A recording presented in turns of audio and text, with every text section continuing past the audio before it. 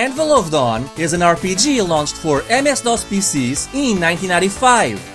The game is a first-person RPG similar to titles like Eye of the Beholder or Dungeon Master, though this uses its own rules and setting. So if you're looking for a Dungeons & Dragons rule set, you're probably better off playing Eye of the Beholder. The game comes in a pretty massive box actually. It's taller and wider than the Tongue of the Fat Man box and nearly 3 times as thick. But it's not about the size of your package, it's what's in it that counts. And Anvil of Dawn's contents aren't too shabby. You get a nifty little registration card. Oh, free stuff? I wonder if I can still cash it in. An ad for the strategy guide.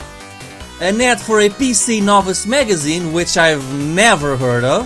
And an installation guide. It also comes with a manual, and this is a pretty good manual. Sure, it's in black and white, but it goes fairly deep into the game's backstory and gives you information on all spells and enemies. Overall, this is a pretty decent packaging. Anyway, the story is pretty basic. A magical warlord is invading a once peaceful land, and this woman, who I assume is the princess of the tomato people, summoned heroes to save the land. The game lets you pick from 5 pre-made characters, though really, the only difference between them are their initial stats. All of them can wield the same armor, weapons, and magic. The game is entirely set in first person, and you'll have to navigate through increasingly difficult and complicated sets of mazes, all of which are teeming with traps and enemies that range from soldiers to drakes and, tiki masks? Okay then. And while the combat isn't turn-based per se, every action has a cooldown period. But then again, you don't have that many attack options to begin with.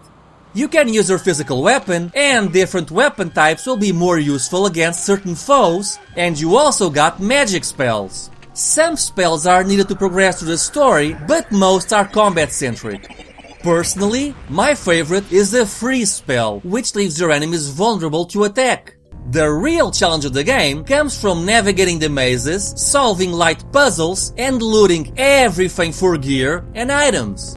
Along the way, you'll have to deal with set traps, which are highly varied, as well as teleporters, secret switches, and pressure pads. Pressure pads are probably the most annoying thing too, because they all require different weight amounts to activate, so sometimes you'll have to constantly be dropping extra gear from your inventory to finally activate a pressure pad. But your character's inventory has its own weight limit. Thankfully, the level design is pretty good. It never feels like you're walking in circles or like you're going nowhere. All of the buttons, pressure pads, and doors serve a purpose, so dead ends are uncommon. Thankfully, you have a mini-map to guide you, so you're not likely to get lost often. All of this might make Anvil of Dawn sound like a pretty basic RPG, and you'd be right. If you're looking for a stats-heavy game with micromanagement, this really isn't for you. Leveling up is something that only happens once in a blue moon, and there aren't that many stats to improve in the first place. Not only that, but unlike Eye of the Beholder or Legend of Grimrock for example, you don't control any parties. From the minute you start the game to the ending, you're always alone.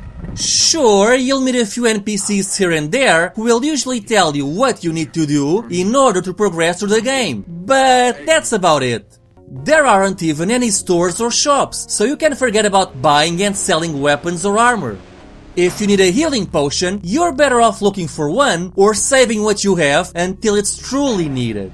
This, of course, also means that it's usually a good idea to create stockpiles of all the gear you don't need right now, but might need in the future. And while the controls are simple to use and easy to learn, the location of the spell icons is poorly handled.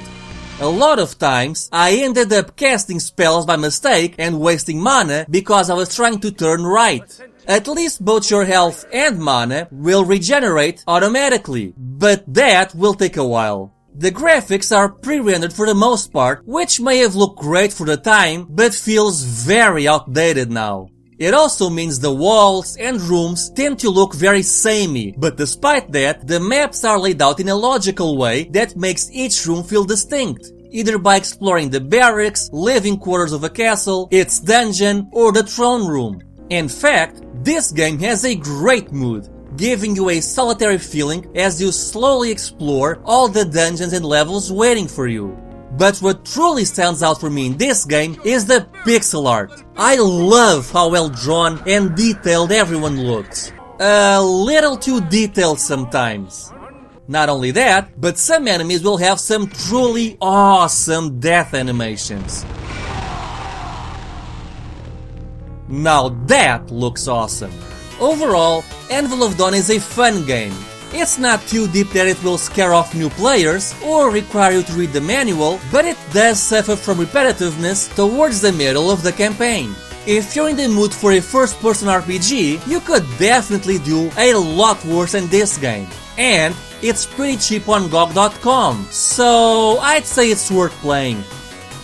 Hey everyone, thank you for watching St1ka's Retro Corner. If you enjoyed the video, be sure to like, comment and subscribe for a new video every Thursday. And be sure to hit that notification bell icon to know when a new video is out. Anyway, I hope you have a great day. Bye!